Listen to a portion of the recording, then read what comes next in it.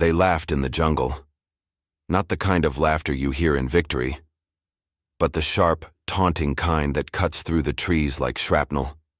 North Vietnamese soldiers crouched behind the roots of ancient banyan trees, their AK-47s slick with mud and sweat. They had just watched an American squad break contact, men running, cursing, slamming rifles against the ground in fury. The jungle swallowed their voices, but one word carried back through the vines, through the rain, through the smoke of burning leaves. Jam. The M16, America's so-called miracle rifle, had jammed again. Imagine being there. The air is thick, wet, almost alive. Every breath tastes of rot and gunpowder. You're 19 years old, wearing jungle boots that never quite dry, carrying a weapon that you've been told is the best in the world. You were promised that it never jams, that it cleans itself, that it will save your life.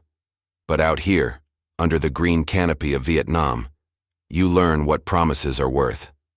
Because when the firefight starts, when the jungle explodes with automatic bursts and the leaves turn into shrapnel, your miracle rifle starts to choke.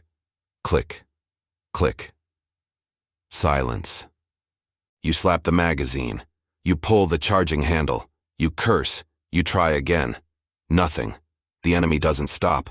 From somewhere ahead, bursts of 7.62mm fire rip through the trees.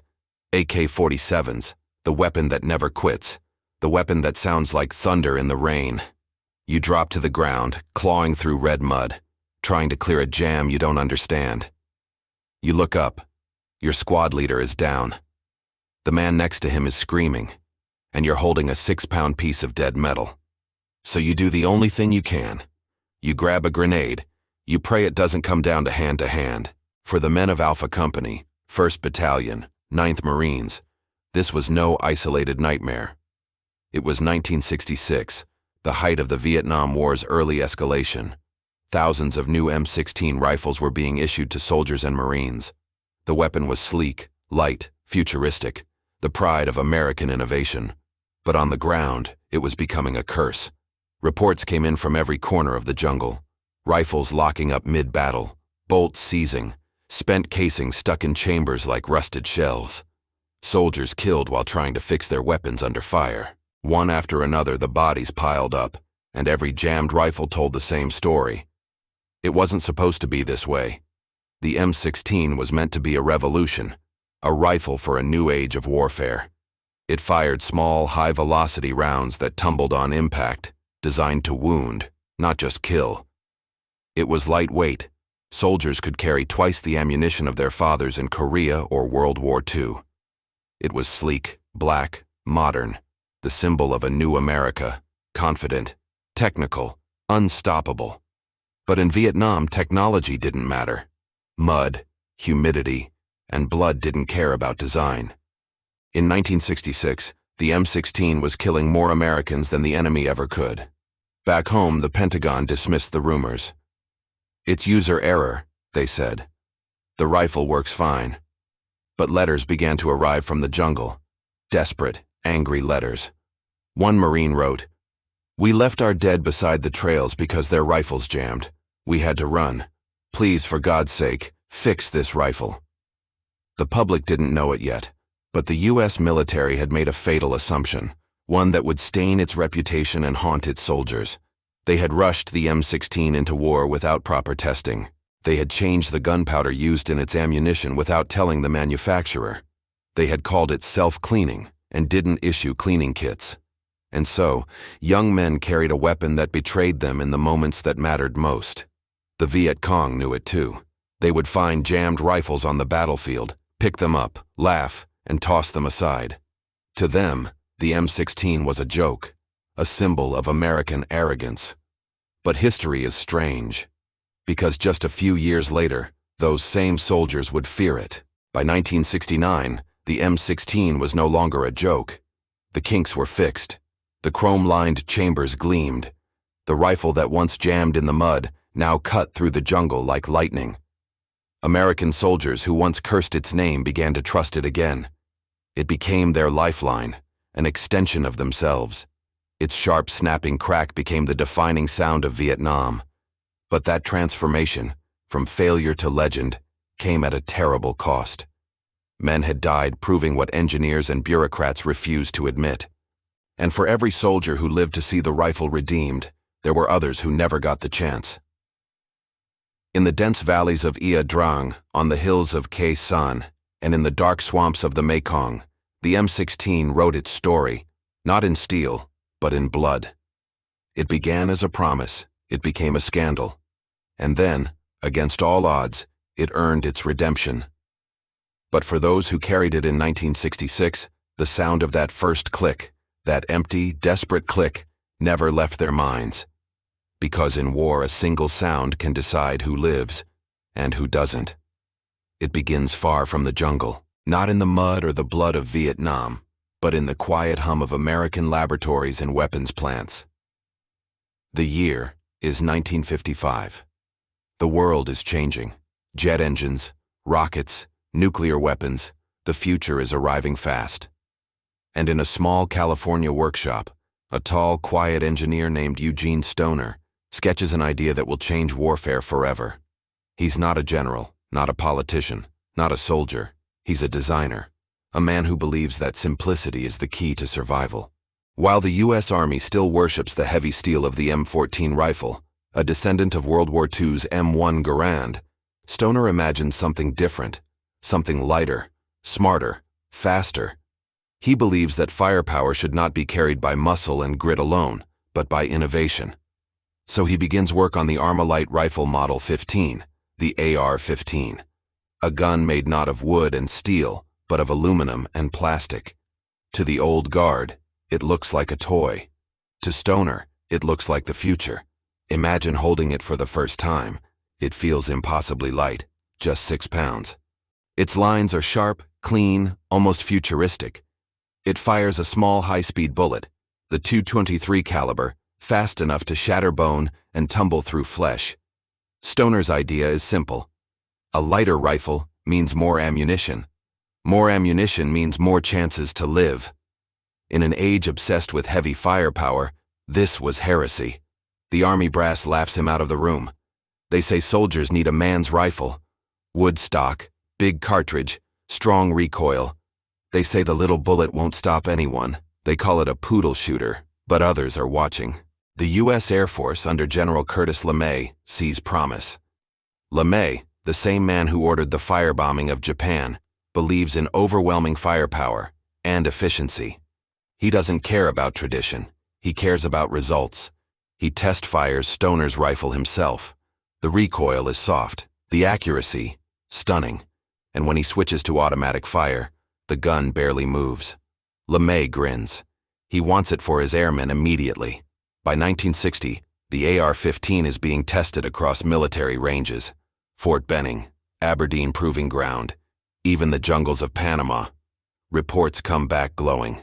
A test in 1962 notes that soldiers armed with the AR-15 scored nearly twice as many hits as those with the M14. And the wounds? Catastrophic. One doctor wrote, "The .223 round literally explodes inside the human body." The rifle isn't just effective, it's terrifying. But progress in the military doesn't come from logic.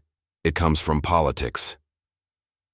Enter Robert McNamara, Secretary of Defense, former Ford Motor Company president, the man who believes data can win wars. McNamara sees the M14 as outdated, heavy and slow to produce. He sees the AR-15 as elegant, efficient and modern, a weapon for America's technological age. And so, against the protests of the Army's traditionalists, he forces the rifle into adoption. He renames it the M16. The message is clear. This isn't your father's rifle. This is the future. It's sleek. It's black. It looks like something from science fiction. Propaganda posters tout its lightweight and self-cleaning design. Soldiers are told they don't even need to clean it, a fatal myth that will soon cost lives. At Colt's manufacturing plant in Connecticut, production begins at a feverish pace. Assembly lines clatter, engineers smile. The weapon destined for Vietnam rolls off the line by the thousands, but something small, something invisible, changes everything. The Army switches the gunpowder in the rifle's ammunition. Stoner's original design used a clean burning powder. The new one, chosen for cost, leaves behind dirty residue. It clogs the mechanism. It builds carbon inside the chamber. No one tells the troops. The marketing claims say the gun never jams. So cleaning kits aren't issued. The chambers aren't chrome-lined to resist corrosion. And the engineers who built the rifle, the men who know what's coming, are ignored. Back in Washington, generals pose for photos with the new M16. They smile. They boast. They say America now has the most advanced rifle on Earth. But on the other side of the world, in a small country most Americans can't find on a map, the war is waiting. Vietnam. The terrain is unforgiving. The humidity eats metal. Mud and grime swallow equipment whole. It's a place where any weakness, any flaw, becomes a death sentence. The M16 isn't ready for that world, but it's going anyway. In 1965, the first shipment of rifles lands in Saigon. Young men step off planes and into the inferno, each handed a weapon that gleams in the sun.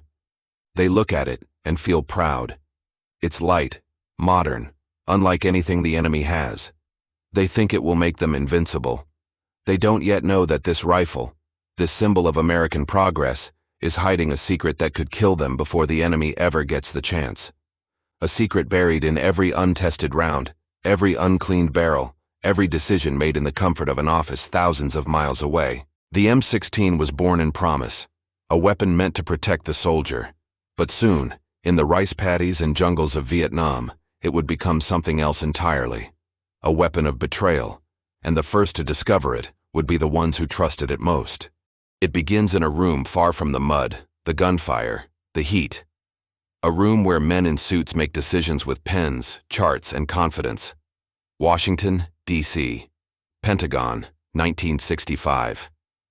Imagine the smell of cigars and ink, the quiet hum of ceiling fans, the rustle of papers stacked so high they could collapse at any moment.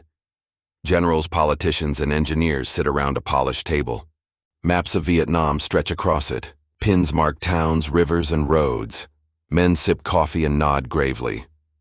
The topic, America's newest rifle, the M16. To them, it's more than a weapon. It's a symbol of power, innovation, and national pride. It represents the future of combat, the promise of American technology. Some officers whisper their doubts. It's untested. It jams in humid conditions. Troops won't trust it. But their warnings vanish in the haze of bureaucracy. Reports from Colt's engineers are read, nodded at, then filed away. The brass prefers optimism to reality. Robert McNamara leans back in his chair. Secretary of Defense. A man who believes numbers can solve war. He looks at charts showing production capacity, cost per rifle, weight savings, and potential kill ratios. The numbers are perfect. The reality is not. Troop training is minimal. Manuals are thin. Soldiers are expected to adapt on the fly. The self-cleaning rifle has never faced the jungle, the mud, or a monsoon downpour. And yet, the M16 is greenlit. Congress approves funds. Factories ramp up production. Thousands of rifles are shipped to South Vietnam, packed in crates, stacked in warehouses, waiting for soldiers who do not yet know the dangers they carry. Imagine being a young private in Fort Benning, Georgia. You are handed a rifle that feels like it was made for a soldier twice your size. Lightweight, sleek, almost too delicate to be real. Your drill sergeant smiles, pats it on the stock and says, "This is the best rifle you'll ever carry. Treat it right, and it will treat you right." But he doesn't know what lies ahead. No one does. The Army had changed the ammunition. The new powder burns dirty. Rifles lock, jams happen, lives are at risk. Yet the brass calls it a triumph. The Pentagon issues a glowing press release. Headlines boast, U.S. infantry gets revolutionary rifle, lightweight, accurate, and deadly. Soldiers read the words. They are inspired. They are proud. They have no idea how wrong the statement will soon be. By mid-1965, the 1st Battalions leave for Vietnam. The M16 travels with them in crates, in cargo planes, across oceans. It is unloaded in humid, steaming hangars. The air is thick with diesel, sweat, and the smell of heat. Officers hand the rifles to young men barely out of high school. They inspect them, turn them over, admire the futuristic black finish. Some whisper among themselves, "Lightweight, too lightweight. This can't be good for sustained combat." The brass assures them it is. Washington insists it is. And so the rifle goes into war, carrying with it the faith of its makers and the arrogance of its leaders. Meanwhile, the Viet Cong are waiting. They know nothing of bureaucracy, Pentagon committees, or production quotas. They know only jungle, mud, and survival. To them, the M16 is just another weapon to be tested in fire. A small, sleek gun that might work, or might betray its wielder. And when the first firefights begin, betrayal will come fast. Young soldiers will scream over jammed rifles. They will watch their brothers fall while they struggle to chamber a round. The enemy will laugh. Washington's weapon, the symbol of American ingenuity and supremacy, will become a crucible.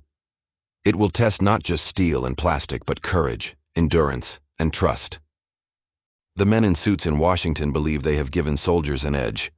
In reality, they have handed them a gamble of life and death. And when the first reports of jammed rifles reach the Pentagon, the response is slow, bureaucratic, and insufficient. One general writes in a memo, "Rifles are functioning as designed. Field reports of malfunctions are likely due to operator error."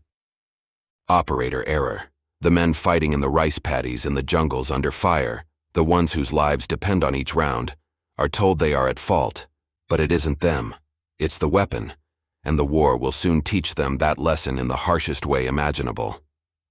Meanwhile, McNamara looks at his spreadsheets. He doesn't yet understand that statistics cannot predict mud, humidity, and human fear. The M16 is Washington's weapon, built for theory, tested for numbers, celebrated in reports. But the jungle does not obey reports.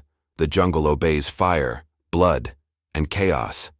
And soon, the M16 will face its first trial, a baptism by fire that will determine whether it is a miracle or a curse. For now, it is still just a rifle, polished, sleek, deadly in theory, waiting for the soldiers who must make it deadly in reality. The jungle waits. Thick, wet, alive. It smells of earth, rot, and water. Sunlight barely pierces the canopy, and every sound echoes. Snapping twigs, distant gunfire, the hiss of rain on leaves. You are 19 years old. Your boots are heavy with mud. Your uniform sticks to your skin. And in your hands, a rifle that should protect you, but feels fragile. The M16. It's light, yes, too light. You've heard the stories, how it's supposed to clean itself, how it's supposed to jam never. You are being lied to. The first firefight comes faster than anyone expects. It's 1965, in the hills outside Pleiku Province. Alpha Company, 1st Cavalry Division, is moving through dense foliage, scouting for the Viet Cong. The first AK-47 round snaps past your ear. The jungle explodes with noise. Branches shatter. Leaves rain down. The air vibrates with tension. You raise your rifle and squeeze the trigger. Click. Nothing. You slap the magazine, rack the bolt. Click. Again. Click. The enemy doesn't stop. Every second stretches like hours. Your heart pounds. Your palms sweat. The man next to you fires and hits nothing. He curses. He slams his rifle against a tree. The M16 jams again. You realize with a cold spike of terror that your life may depend on a weapon that cannot fire. Men fall around you. Some shout for help. Some freeze. Some grab grenades and dive forward, desperate to survive. You fire the rifle again. A round sneaks through, hitting a tree behind the enemy. Another click. Another jam. The enemy advances, laughing, taunting, confident. They have captured rifles before. They understand them. They don't fear them. The M16 is no threat yet. Field reports begin to accumulate. Soldiers write in letters. The rifle locks up in the rain. It gets hot in the sun. It's supposed to save us, but it almost got me killed. Engineers back home scratch their heads. Reports are filed. The Pentagon dismisses them as anomalies. But this is no anomaly. It is a crisis. Imagine the chaos of a firefight where the rifle meant to keep you alive refuses to function. Imagine seeing your buddy drop while your rifle jams. Imagine knowing that your survival depends on a weapon you cannot trust. It isn't just frustration. It isn't just fear. It is the raw, unfiltered truth of combat, life and death determined by steel and design flaws. And yet, soldiers adapt. Some throw the rifle aside and fight with grenades and bayonets. Some clear jams with shaking hands, praying they'll finish before it's too late. Some simply freeze, paralyzed by disbelief. The Viet Cong notice. They mock. They whisper. They know the rifle that is supposed to kill them is betraying its own soldiers. A lieutenant in the 101st Airborne remembers. We were trained on it, told it was perfect. Out there it felt like a toy. It was laughing at us as much as the enemy was. The heat is unbearable. Humidity clings to every surface.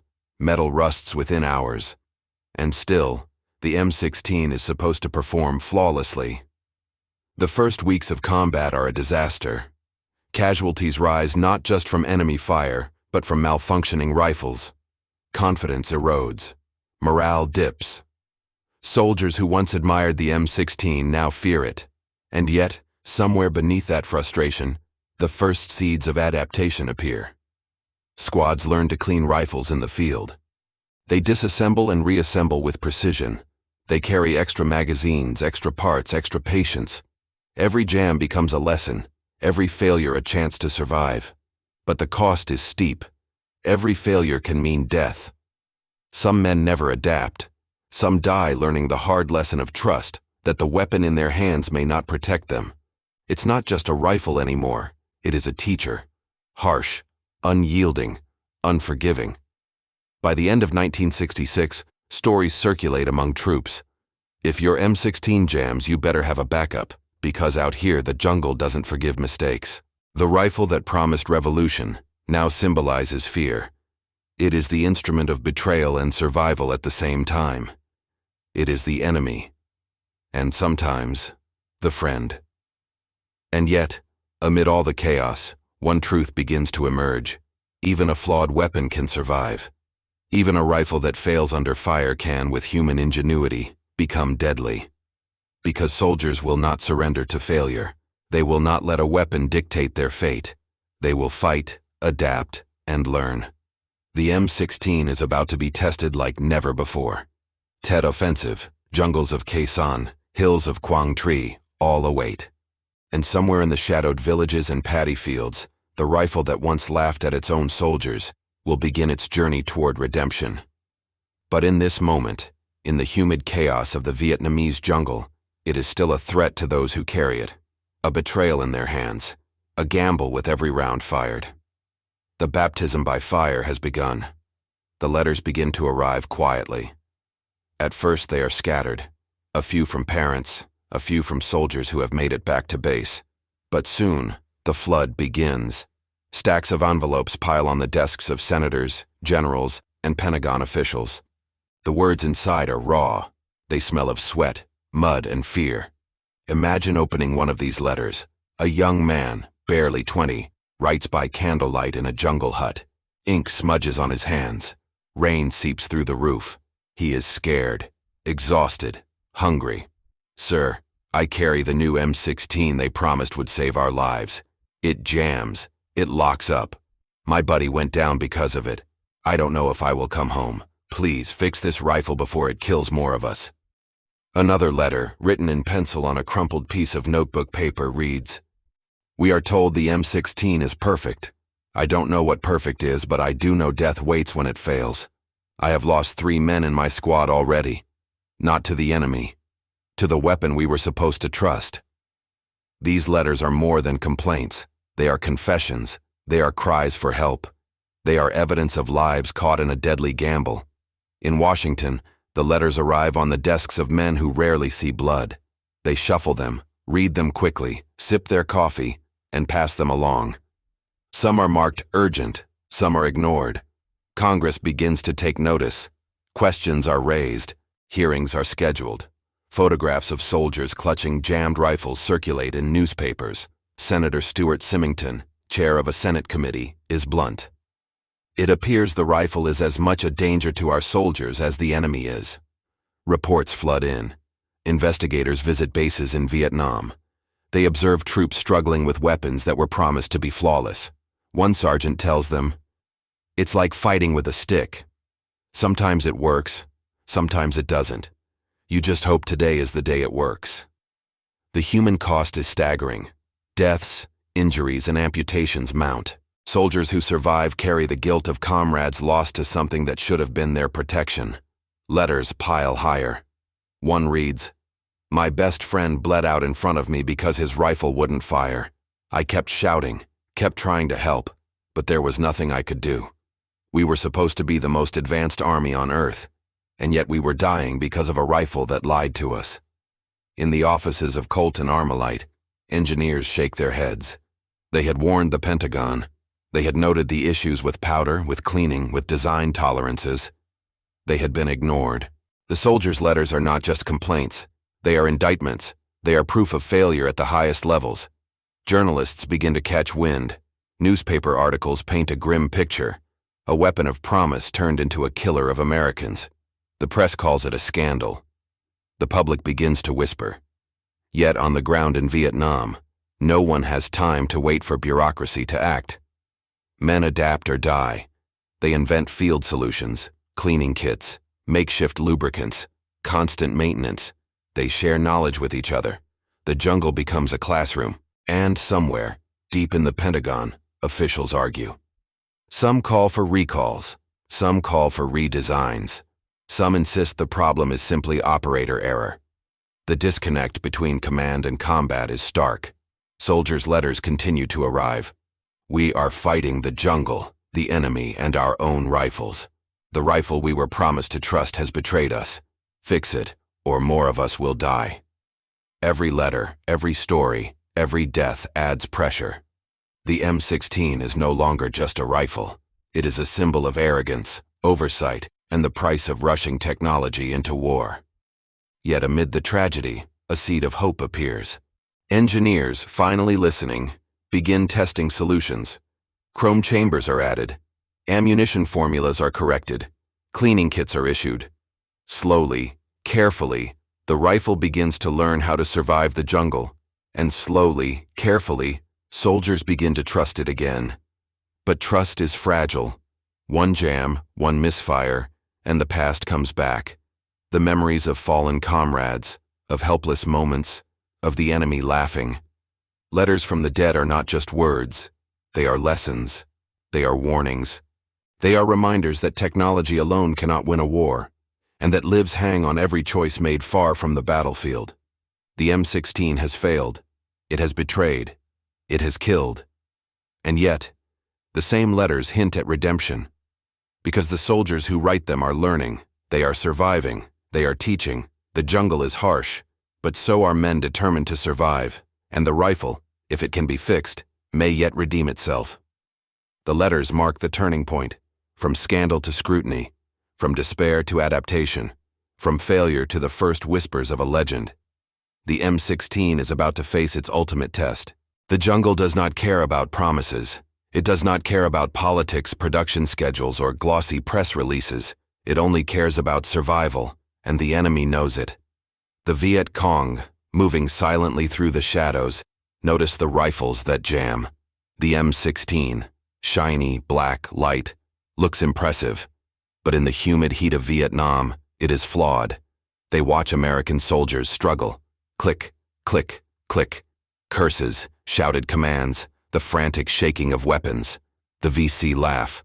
It's a low, throaty sound that disappears into the bamboo, but it reaches every soldier who fails to fire. They call it a toy, a weapon that betrays its owner. And they are right. At night, the Viet Cong search the battlefield.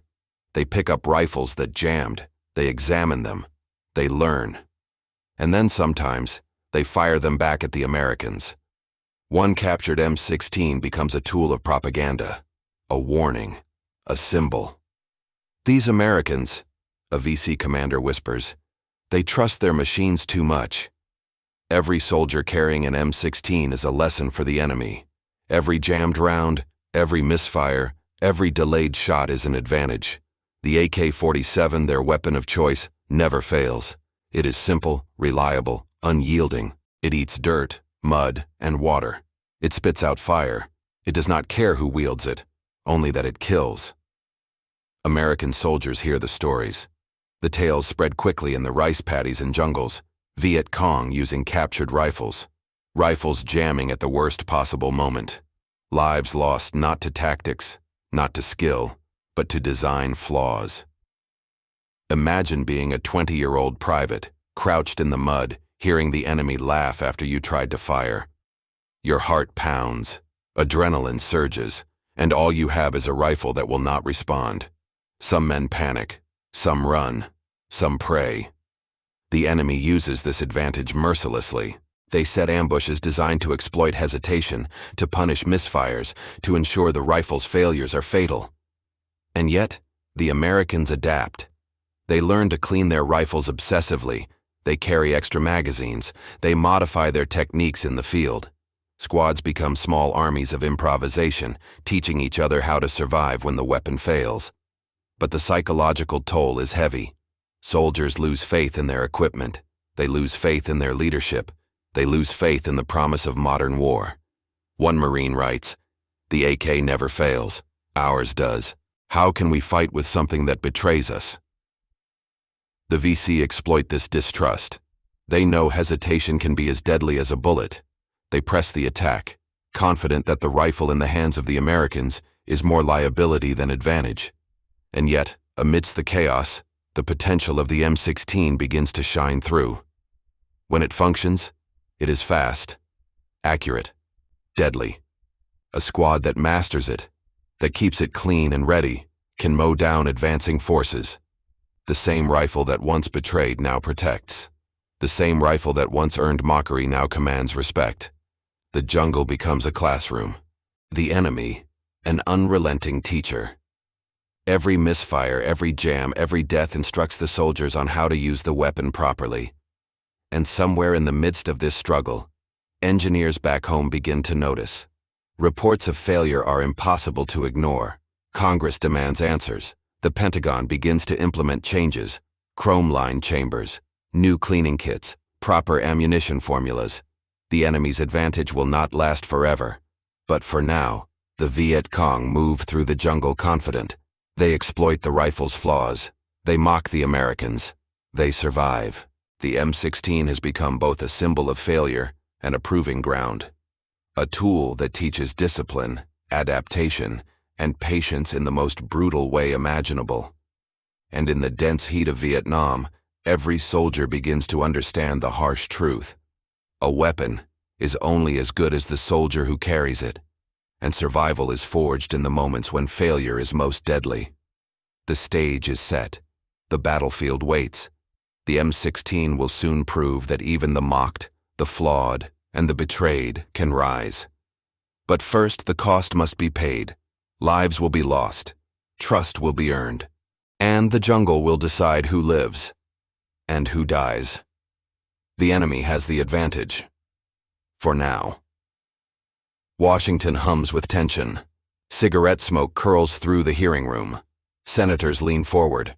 Reporters scribble furiously. The future of the M16 and the lives of every soldier in Vietnam hangs in the balance. It is 1967. Congress holds hearings. Engineers, generals, and weapons manufacturers are summoned to testify. The room smells of stale coffee and polished wood. Flashbulbs pop. Microphones squeal. The first witness rises. A Marine sergeant who fought in the Ia Drang Valley. He is tired. His uniform is creased.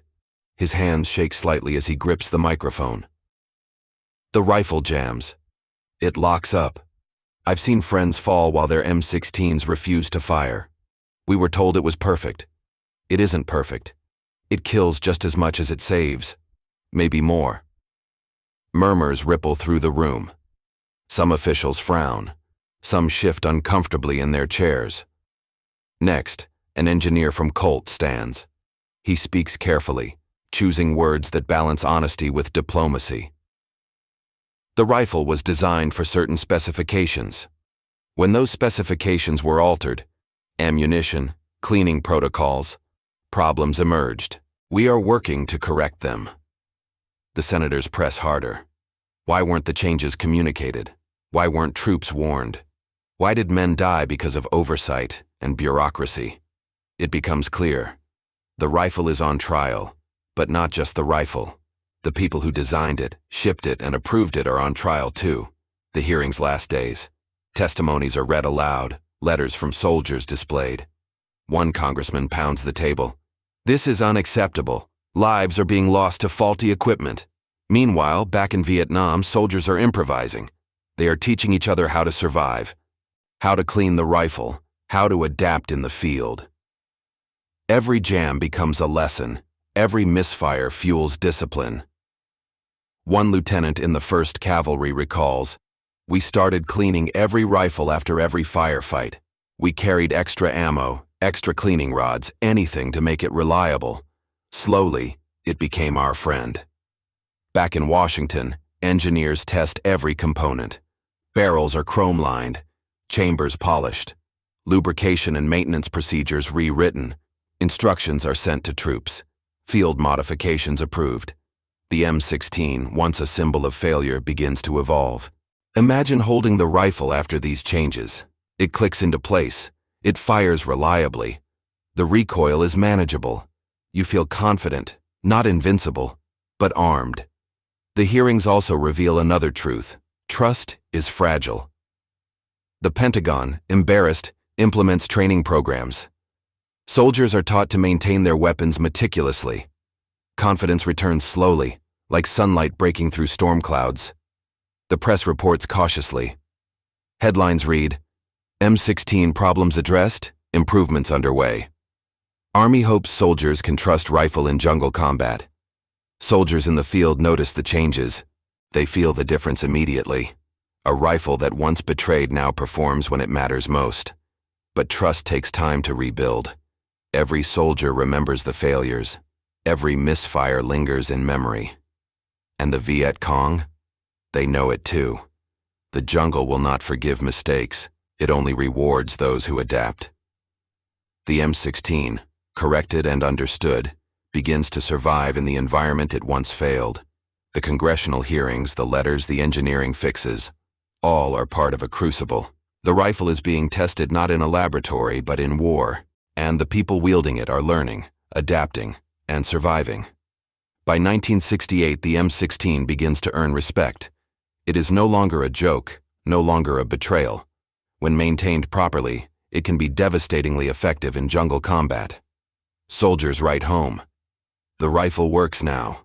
It's not perfect, but it's ours. We've learned it. And in the jungle, it can save lives, if you know how to use it. The transformation is underway, from scandal to redemption, from mockery to deadly efficiency. But the final test will come not in hearings or laboratories, but on the battlefield itself, where lives, death, and survival converge. The M16 has been tried by Congress, by engineers, and by soldiers. It has failed. It has betrayed. It has killed. And now, it will prove it can survive. The jungle waits, and the M16 is ready to face it. At last. The jungle is relentless. It eats men, machines, and mistakes. Humidity drips from every leaf. Mud coats every boot. Insects bite. Snakes wait. Sniper rounds whisper through the trees. But the M16 has changed. It is no longer the weapon that betrayed soldiers in the Ia Drang Valley. It has been rebuilt, refined, understood. The jungle will now test it again, and this time, it will survive. You are 21 years old. Your uniform is soaked. Your boots are caked in mud. Your rifle is cleaned, lubricated, and loaded. Every round matters. The Viet Cong are advancing. They move silently, confident that the M16 will fail. But today, it does not. Click, bang, click, bang. Each round fires with precision. Each burst hits the mark. The enemy falters, surprised by the volume and accuracy of fire. You squeeze the trigger. The recoil is manageable. The rifle feels like an extension of your arm. You no longer fight against it. You fight with it. The jungle is alive with chaos. Bullets tear through the air. Leaves and branches explode in splinters. Men shout orders. cries, and encouragement. The M16 rakes through the undergrowth, cutting a path through enemy positions. For the first time, it earns the trust of those who carry it. It saves lives, it changes battles, it becomes deadly, not in theory, but in practice. Soldiers adapt tactics to its strengths. They use its lightweight design to move faster through the dense foliage. They fire in bursts, conserving ammunition. They coordinate, knowing each round counts. The rifle no longer jams, no longer betrays. It has been mastered, understood, respected. One veteran recalls later. When the rifle worked, it worked beautifully, accurate, reliable. It could clear a trench or keep the jungle at bay. It became a part of us. Without it, we wouldn't have survived some days. The M16 begins to earn its reputation in the field. Soldiers call it their friend, their lifeline, their weapon of survival. The Viet Cong notice. They no longer see a flawed weapon. They see something different, disciplined, deadly, and relentless in the hands of a soldier who knows it. The battlefield has shifted. Where once hesitation and jammed rifles gave the enemy an advantage, confidence and mastery now turn the tide. The jungle teaches harsh lessons. Men are lost, comrades fall. But the rifle that betrayed them once is now a tool of survival. It transforms fear into action, chaos into control. By 1969, the M16 is the standard issue rifle for most American infantry units in Vietnam. It is no longer a scandal. It is no longer a joke. It is a weapon tested by fire, refined by engineers, and mastered by soldiers. Soldiers write letters home. The rifle is working now. It saves lives, keeps us alive, and gives us an edge in combat. It's not perfect, but it's ours, and it works when it counts. The redemption is complete. The jungle, once an enemy, now becomes the proving ground for the M16's effectiveness. The weapon that failed becomes a symbol of resilience, of adaptation, human ingenuity, and the will to survive. From Washington's boardrooms to the muddy rice paddies of Vietnam, the journey is clear. The M16 was born in promise, betrayed in practice, and redeemed in combat. The soldiers who carried it learned discipline, patience, and respect. The rifle became more than a tool. It became a legend. And in the dense heat of the jungle, amid the cries of battle and the roar of gunfire, the M16 finally proves itself. The rifle that once laughed at its soldiers now stands as a testament to survival, to adaptation, and to the deadly efficiency that defines warfare. The jungle watches, and the M16 delivers. The jungle is quiet now. The echoes of battle fade into memory. Rice paddies ripple in the wind. Rivers reflect the sun. The soldiers who survived return home, carrying scars, stories, and the M16. The rifle that betrayed becomes the rifle that taught. Its failures are studied in classrooms and laboratories. Engineers dissect every jam. Designers polish every chamber. Every misfire becomes a lesson etched into the next generation of weapons. By the 1970s, the M16 has evolved. Chrome-lined barrels, improved ammunition, better maintenance procedures. The rifle is reliable, deadly, and lightweight. The weapon the soldiers were promised years ago. But its legacy is not just mechanical. It is human. Imagine being a veteran decades later, holding the rifle that once terrified you. You remember the fear in the jungle, the terror of misfires, the friends lost to a machine that refused to fire. And now, you see a tool of survival, refined by fire, proven by battle, and mastered by human hands. The M16 teaches more than marksmanship. It teaches adaptation, discipline, trust earned, not given. Congress studies the lessons. Military academies teach soldiers to respect equipment, not blindly, but with understanding. The Viet Cong's advantage fades into history, replaced by doctrine, training, and the knowledge of hard-earned survival. Historians call it a turning point. A weapon that could have been a disaster becomes a model for modern infantry rifles. Lessons learned in Vietnam inform wars in Iraq, Afghanistan, and beyond. The M16 influences every rifle that follows. Weight, reliability, ergonomics, and adaptability. Soldiers write memoirs. We survived because we learned. The rifle was our partner, even when it tried to kill us. It demanded respect, and in return, it gave us a fighting chance. Documentaries recount the story. Books detail the failures and triumphs. The world sees the rifle not only as a tool of war, but as a symbol of human resilience. Every jam, every misfire, every letter from the dead becomes a lesson for generations. The M16 proves that failure is not final. Mistakes can be corrected. Confidence can be rebuilt. Life can be preserved. And in the hands of a soldier who understands it, the M16 is more than steel and plastic. It is survival. It is trust. It is history. Vietnam is no longer just a battlefield. It is a crucible, a place where machines betray, soldiers adapt, and legends are forged. The M16 story is one of fire and redemption. It begins with promise. It falters in practice. It dies in the jungle. And it rises again, earning its place in the pantheon of iconic weapons.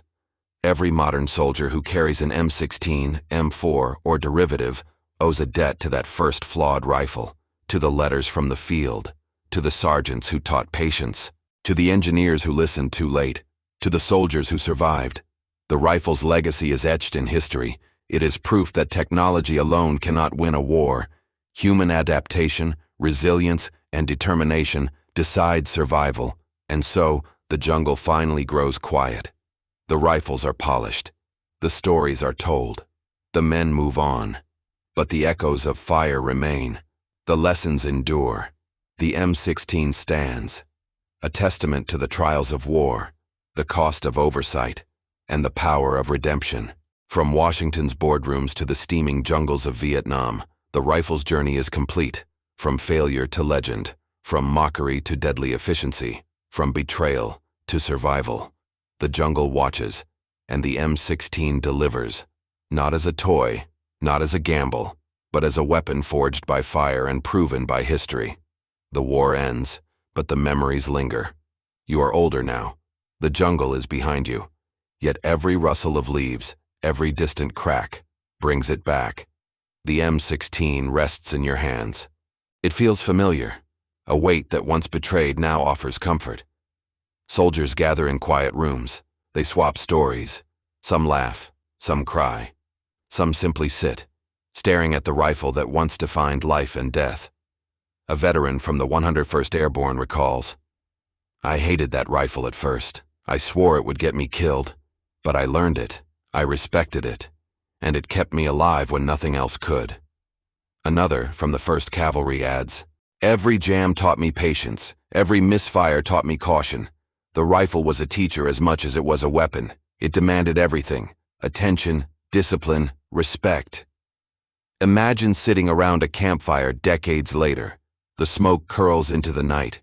You hold the same rifle, polished, reliable, a survivor of war. The men around you speak in quiet tones, voices heavy with memory. "I lost friends to that rifle.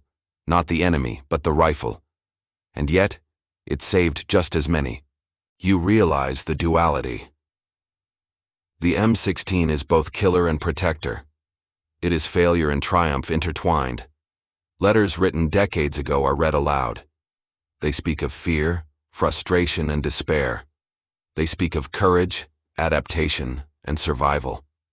"If I had known how to care for it, it would have saved him," one soldier murmurs, referring to a fallen comrade.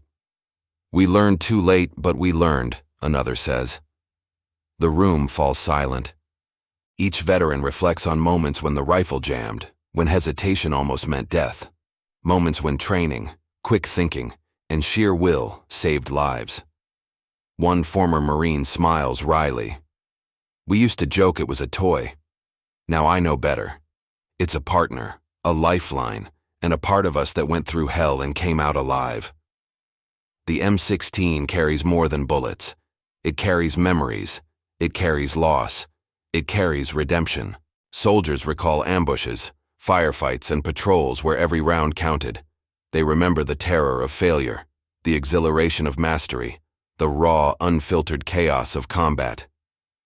I trusted it eventually, not because it was perfect, but because I learned it. I learned its temper, its quirks, its needs. And in the jungle, that knowledge saved me. You hear the jungle again, in their voices, the humidity, the mud, the scent of fear, the roar of gunfire. And through it all, the M16 stands as witness.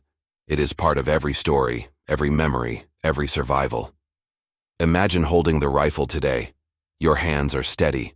You understand it now. You know its power, its fragility, its redemption. A soldier reflects. It killed some of us. It saved some of us. And it taught all of us. That's the legacy. The reflections continue into the night. Stories overlap. Laughter, sorrow, pride, and regret intertwine. And in each story, one truth emerges. The M16 is more than a weapon. It is a teacher, a companion, a history etched in steel, mud, and blood. The jungle may be gone, but it lives in memory. The soldiers who survived carry it in their minds, in their hearts. And the M16 carries their stories, failure, fear, triumph, and survival. In the quiet of reflection, you understand the full journey, from promise to betrayal, from fear to mastery, from mockery to legend. The rifle's story is inseparable from the soldiers who carried it. Its redemption is inseparable from the men who refused to surrender. The lessons are clear. Trust must be earned. Survival is never guaranteed. Adaptation is everything. And the M16, flawed, perfected, and proven, stands as proof. A weapon forged by failure, refined by necessity, redeemed in the crucible of combat. The soldiers nod silently. The rifles rest. The memories linger. The jungle waits in memory. The rifles endure. The lessons echo. And the story of the M16, of fire, failure, and redemption, is finally complete.